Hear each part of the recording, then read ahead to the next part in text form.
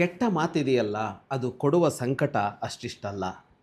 ಸಜ್ಜನವಾದ ಮನಸ್ಸು ಕೆಟ್ಟ ಮಾತುಗಳಿಂದ ನೋಯತ್ತೆ. ಇವತ್ತಂತೂ ಈ ಕೆಟ್ಟ ಮಾತುಗಳನ್ನು ಆಡೋದು ಅನ್ನೋದು ಬಹಳ ಸುಲಭವಾದ, ಸರಳವಾದ, ಸಹಜವಾದ ಒಂದು ವಿಧಾನ ಅಂತ ಆಗಿಬಿಟ್ಟಿದೆ.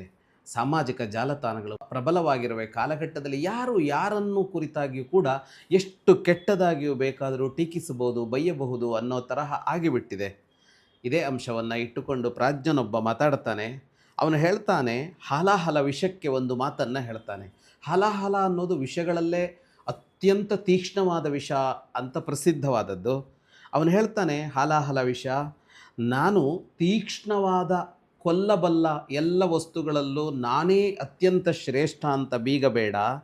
ಯಾಕೆ ಅಂದರೆ ನಿನ್ನಂಥವರು ಸಾಕಷ್ಟು ಜನ ಇದ್ದಾರೆ ಇಲ್ಲಿ, ನಿನ್ನನ್ನು ಮೀರಿಸಿದವರು ಇದ್ದಾರೆ, ಮೀರಿಸಿದ ವಿಷವೂ ಇದೆ ಅವರಲ್ಲಿ. ಅದು ಯಾವುದು ಅಂದರೆ ಕೆಟ್ಟ ಜನರಾಡುವ ಕೆಟ್ಟ ಮಾತು ಇದೆಯಲ್ಲ, ಅದು ನಿನ್ನನ್ನು ಹಾಲಾಹಲ ವಿಷವನ್ನು ಮೀರಿಸಿದಂತಹ ವಿಷ ಅಂತ.